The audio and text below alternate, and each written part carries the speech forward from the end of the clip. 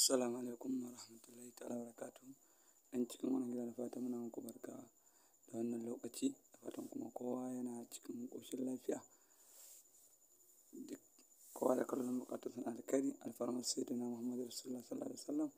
Allah ya biya mana ya Allah Ubangiji Allah. Allah ka taimake mu gabaki ɗaya.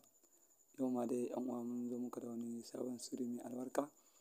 To shi kuma wannan sirri insha Allahu ‘yan uwa akan wato in dai mutum yana so ya zama wato mai jama'a a wajen kasuwancinsa, to don Allah don Annabi ‘yan uwa ku daure ku yi wannan, ku jarraba wannan ku gani. Ko kuma mutum zai tafi neman kuɗi, in dai yana son jama'a su ji suna son sa da alkhairi, kuma ya tara jama'a a wajen kasuwancinsa, to ‘yan uwa a daure a yi wannan rubutu mai albarka.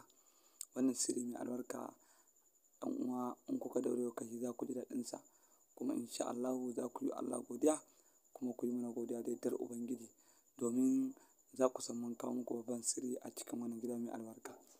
To amma ‘yan uwa muna so ne da Allah duk in dai mutum yana so yana samun abubuwanmu, to ya danna mana subscribe, tukunna ya danna mana alamar ƙararrawa. Duk lokacin da muka saki abu, to insha Allahu mutum zai samu abin da muka saka insha Allahu.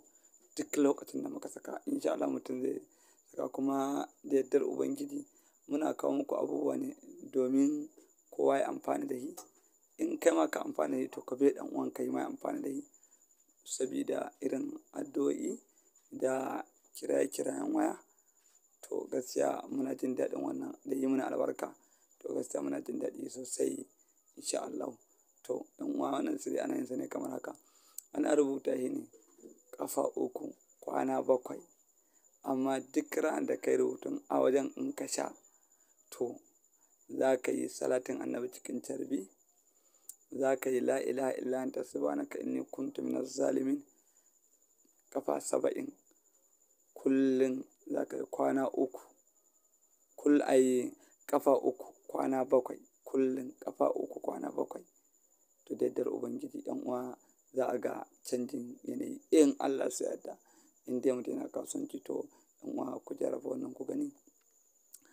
‘Yan uwa kuma duk in dai ka ɗauki abunmu ka yi amfani da shi ka ji daɗi, don Allah to ka bai wani ma mun amince. Shi ma ya ji daɗi, ya ji daɗi. To insha Allah wannan ai duk ƙaruwar mu ce gabaki ɗaya. Sabida duk wanda ya ji daɗi ya bai wani, to mu ma mun ƙaru da shi. Allah ya taimake mu, Allah ya ba mu sa'a, Allah ya sa mu dace, Allah ya mana jagoranci alfarman Annabi.